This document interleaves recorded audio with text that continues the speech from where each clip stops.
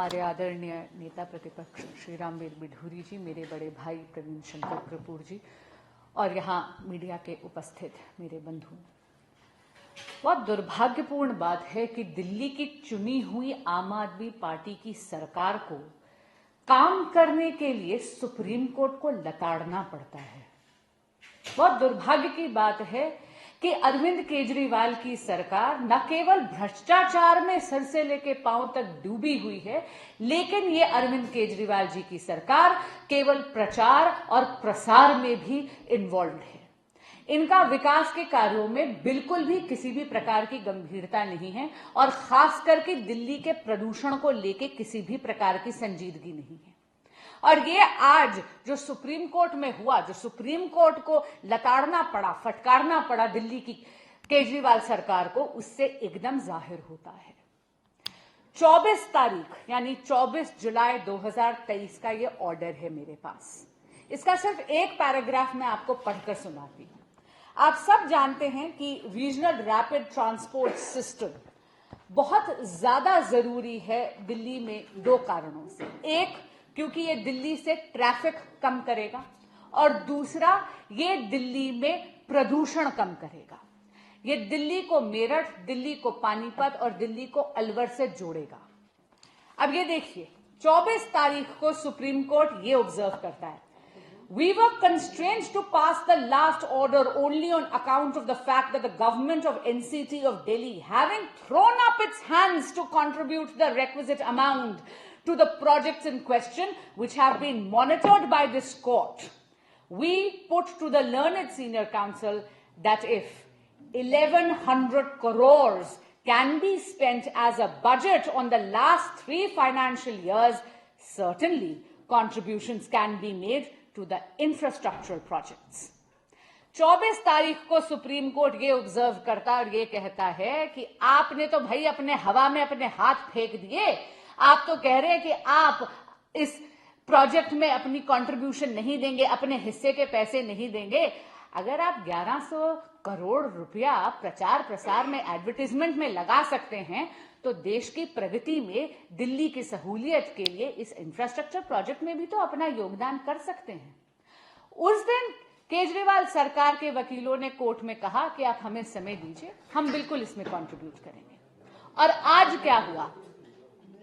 आज भी वो चुप्पी साधे हुए थे।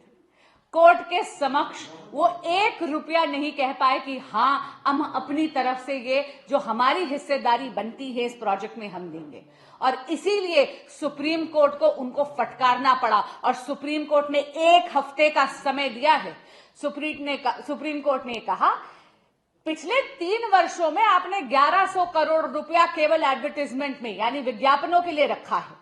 इस वर्ष आपने कहा कि 550 करोड़ रुपया आपने बजट करके रखा है केवल विज्ञापनों के लिए।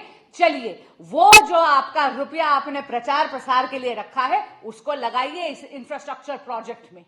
और फिर केजरीवाल सरकार ने मांगी मोहलत 1 हफ्ते की, तो सुप्रीम कोर्ट ने बोला 1 हफ्ते के अंदर अंदर ये पैसा आप जो आपकी हिस्सेदारी, आपकी भागीदारी बनती है इस प्रोजेक्ट के लिए वो दीजिए, नहीं तो आपका का सारा पैसा जो आपने विज्ञापनों के लिए रखा है उसको हम जब्त करके इसमें लगवाएंगे। कितनी दुर्भाग्यपूर्ण बात है कि सुप्रीम कोर्ट को यह फटकारना पड़ता है एक चुनी हुई केजरीवाल सरकार को। दिल्ली के लोगों के लिए कितने दुख की बात है। भाजपा ये मांग करती है कि केजरीवाल जी, ये जो आपकी आदत है कि काम में तो कुछ नहीं लगाते और सब कुछ प्रचार और प्रसार में लगा देते हैं।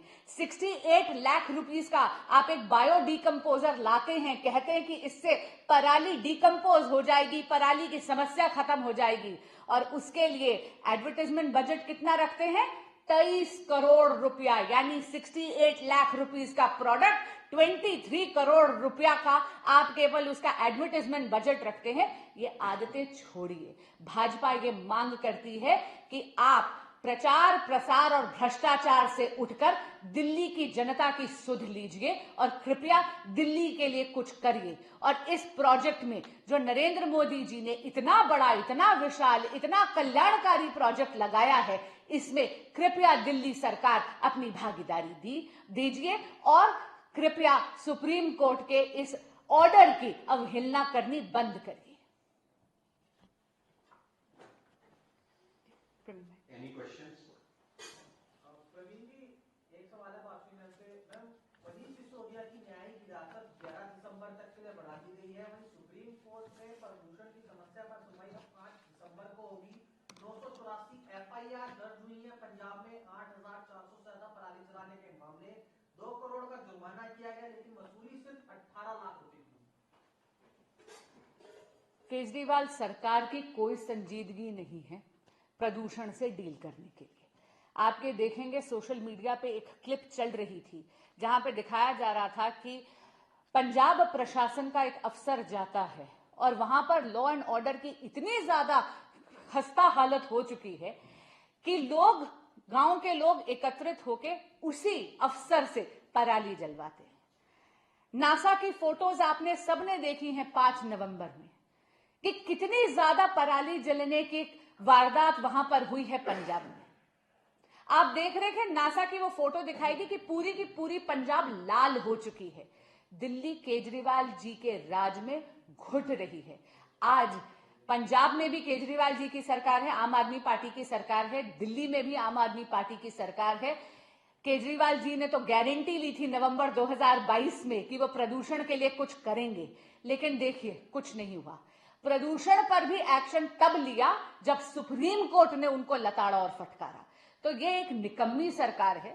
आम आदमी पार्टी की एक निकम्मी सरकार है, एक झगड़ालू सरकार है, एक बहानेबाज सरकार है जो केवल, मैंने कहा ना, प्रचार प्रसार और भ्रष्टाचार में डूबी हुई है और काम ना करने के बहाने ढूंढती है जब तक कि कोर्ट इंटरवीन करके इनको लताड़ता नहीं और आदेश नहीं करता काम करने के लिए। न्यायिक हिरासत के ऊपर 11 दिसंबर तक मनीष सिसोदिया की न्यायिक हिरासत बढ़ाई गई शराब घोटाले में। देखिए, न्यायिक हिरासत जो उनकी बढ़ाई गई है, इस पे तो मैं कहूंगी कि ये स्वाभाविक सी बात है, ये एक प्रोसीजरल चीज है, ये होनी ही थी। लेकिन आप देख लीजिए कि मनीष सिसोदिया जी की बेल आज तक 6 बार रिजेक्ट हो चुकी है। 3 बार सीबीआई केसेस में और 3 बार ईडी के केसेस में। ट्रायल कोर्ट, हाई कोर्ट और सुप्रीम कोर्ट, इस देश की 3 न्यायपालिका यानी 3 कोर्ट्स ने यह देख लिया है कि प्राइमा फेसी एविडेंस बनती है जहां पर शराब घोटाले में जांच भी होनी चाहिए और मनीष सिसोदिया जी को इसीलिए हिरासत में रखा गया है। लेकिन हाँ, केजरीवाल जी तो बड़े बड़े दावे करते हैं कि इनके नेता तो कट्टर ईमानदार हैं, लेकिन आज के दिन प्राइमा फेसी एविडेंस सभी कोर्ट्स को दिख रही है, एक जुडिशियल एप्लीकेशन ऑफ माइंड हो चुका है और इसीलिए वो हिरासत में हैं और उनको बेल नहीं मिल रही है। रामवीर जी, एक सवाल है